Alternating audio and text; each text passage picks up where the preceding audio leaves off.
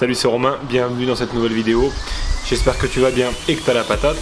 On se retrouve aujourd'hui pour parler un petit peu des repas et plus précisément de la fréquence des repas idéale pour avoir un physique plus en forme, plus athlétique, plus tracé. Bref, comme d'hab, je veux t'aider à évoluer dans ta transformation physique.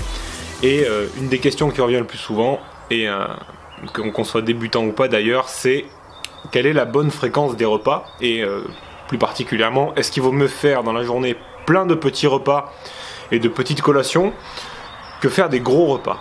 Est-ce que ça va changer quelque chose dans la transformation physique? Est-ce que ça va changer quelque chose dans le gain de masse musculaire, dans la perte de graisse, etc.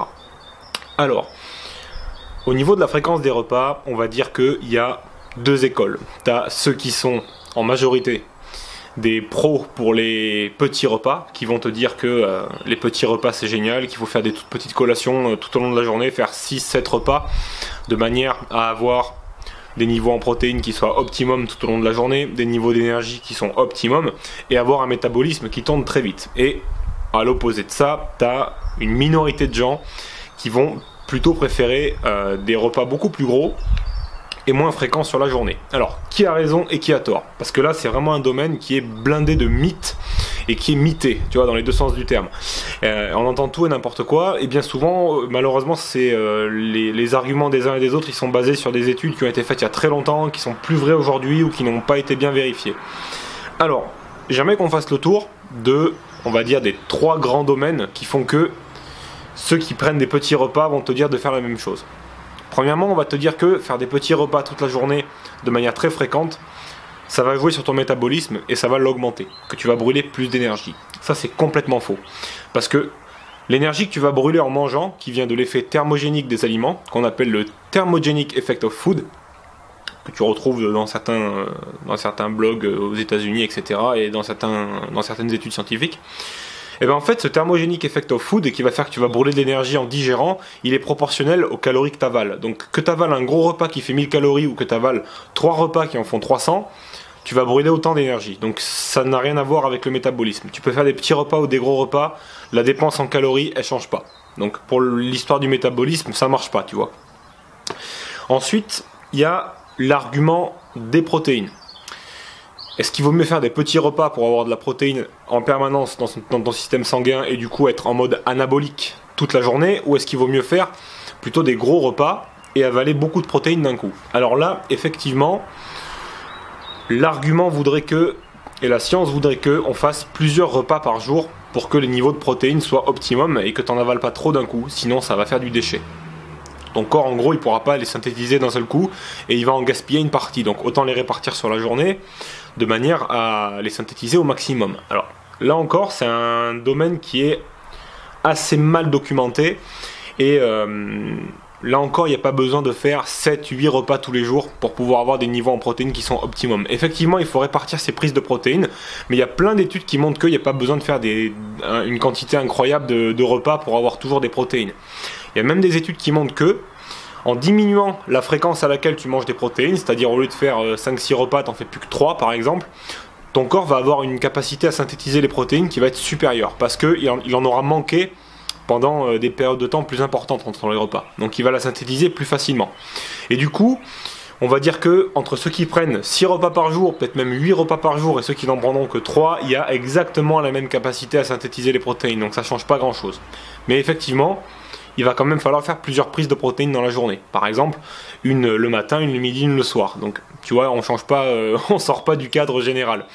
Pas besoin de faire 5-6 repas, pas besoin d'en faire 8 non plus. Tu vas quand même synthétiser les protéines de la même manière et ton corps va pas cataboliser la masse musculaire entre les deux temps. Parce que tu te doutes bien que si tu avales un repas où il y a des protéines, mais où il y a aussi des glucides, des lipides, et que t'as que 3 repas dans la journée, ton corps il va mettre du temps à digérer tout ça. Et les protéines elles vont se diffuser petit à petit au fur et à mesure. Donc ça tient pas la route de dire que en faisant 8 repas, tu vas être plus anabolique que si t'en fais que 3 ou que 4. Donc il faut répartir ses protéines sur la journée, mais au-delà de 3 fois, ça sert pas à grand chose. Voilà, ça c'est ce que les études montrent. Et d'ailleurs, au niveau des protéines, il est bien meilleur d'amener des protéines dans les heures qui suivent ton entraînement, donc pas forcément 1 heure après l'entraînement comme on le voit souvent, mais on va dire qu'il y a une fenêtre de temps après tes séances de sport où ton corps va synthétiser la protéine plus facilement. Donc par exemple, si tu t'entraînes le soir, bah, ça peut être idéal d'amener un repas plus chargé en protéines le soir que le reste de la journée, tu vois, parce que là ton corps il va synthétiser plus facilement. Donc tu vois, il faut répartir ses protéines, mais il y a des moments dans la journée où il vaut mieux les prendre que d'autres, comme je viens de te l'expliquer. Voilà. Et après, on va te dire aussi qu'il faut faire des petits repas pour la faim, pour avoir moins faim. Et là, clairement, je dis pas le contraire, c'est vrai. On a tendance à avoir un petit peu moins faim, et encore ça dépend comment on le fait, quand on fait plusieurs repas par jour, au moins 4. C'est-à-dire par exemple 3 repas principaux et une petite collation. Mais au-delà de ça, à partir du moment où c'est les calories qui vont gérer ta faim, et les glucides aussi, c'est pas tellement la fréquence des repas qui va changer grand-chose. Il y a beaucoup d'études qui ont été faites là-dessus, qui ont comparé 2 groupes. Il y avait un groupe qui avait pris des petits repas et un groupe qui n'avait pris que des gros repas.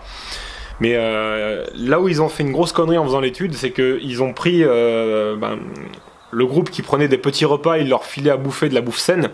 Et le groupe qui prenait des gros repas, il leur filait de la bouffe classique, tu vois, des trucs d'américains en plus, tu vois, des burgers, des conneries, quoi, de la sale bouffe, quoi. Et du coup, il y avait un groupe qui avait moins faim que l'autre. Mais c'est normal, ils y bouffaient de la merde, en fait. Donc, bon, il y a quand même des études qui ont été faites là-dessus. C'est vrai que on a tendance à avoir moins faim et à moins manger de saloperies, en plus de ça, quand on fait des petits repas toute la journée. Tu vois, c'est le syndrome classique du mec qui mange le midi et qui remange que le soir. Après, tu vois, il a la dalle, donc il va manger n'importe quoi, il va avaler plus de calories parce qu'il aura la dalle, il aura les crocs. L'organisme va vouloir surcompenser.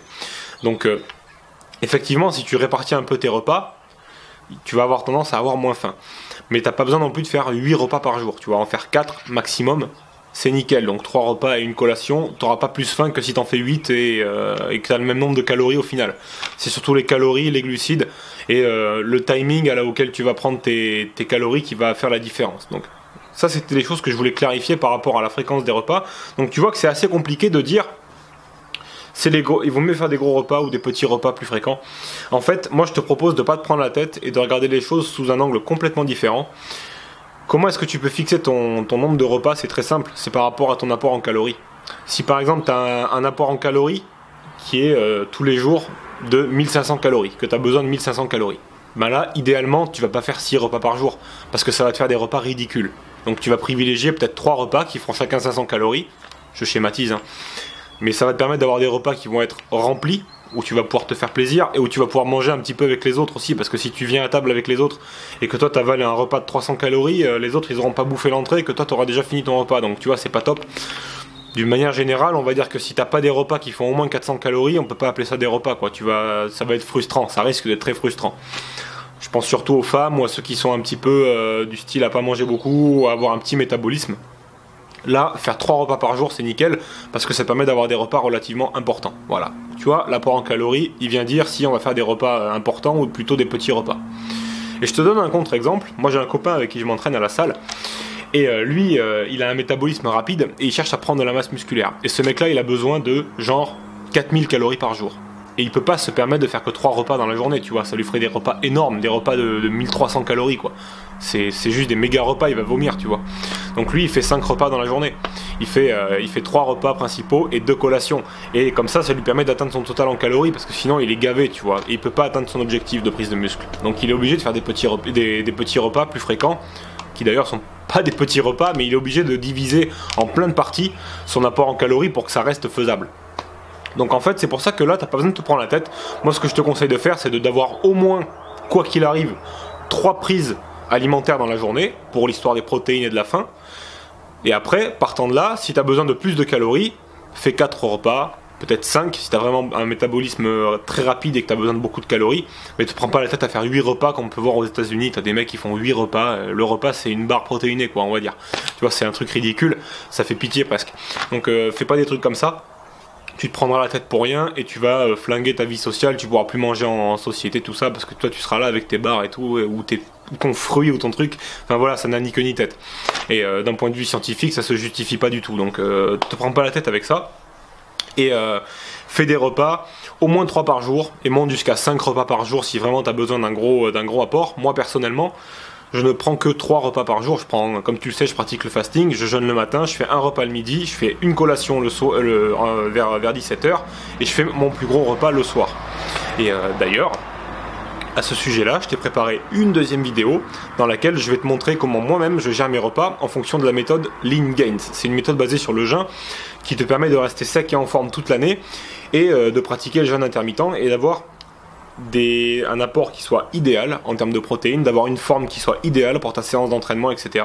Et c'est une méthode que j'affectionne particulièrement parce qu'elle te permet de concentrer pas mal de calories autour de ta séance et le soir. Et ça c'est top parce que quand tu rentres le soir, tu sais que ça va être ton plus gros repas et ça c'est génial. Encore une fois, ça marche que si tu appliques la méthode et pour ça tu peux cliquer sur la petite vidéo et on va aller plus loin ensemble et je vais t'expliquer un petit peu comment je gère mes calories, mes repas pour répondre à cette méthode là. Donc c'est une méthode qui vient des États-Unis, qui a été inventée par, enfin pas inventée, mais qui a été mis au point par Martin Berkhan, qui est un champion du fasting et qui est une figure très connue aux États-Unis au niveau du fitness. Donc j'applique sa méthode, on va dire à 90% depuis quelques temps maintenant, et ça marche plutôt pas mal et c'est plutôt sympa. On n'a pas faim, on se sent en forme et on construit son physique beaucoup plus facilement. Voilà. Donc j'espère que cette petite vidéo, elle t'aura aidé à clarifier un petit peu les choses, que tu tomberas pas dans les mythes et dans les travers de faire des milliers de repas dans la journée pour des raisons qui n'en sont pas. Et ça m'a fait très plaisir de passer ces quelques minutes avec toi. Je te retrouve dans la deuxième vidéo. N'hésite pas à t'abonner à ma chaîne, ça me ferait plaisir qu'on atteigne les 50 000 abonnés, on n'en est pas loin. Et je te réserve une petite surprise, si on atteint les 50 000 abonnés, j'ouvre le champagne devant toi dans une vidéo. On boira une coupe de champagne, enfin du coup je la boirai tout seul, mais c'est pas grave. On fera ça ensemble, ce sera sympa. Laisse-moi un pouce bleu, si on atteint 400 pouces bleus, c'est la fête. Je te remercie grandement et je te souhaite beaucoup de réussite. Merci d'avoir regardé cette vidéo. Je te dis à la prochaine, t'es le plus fort.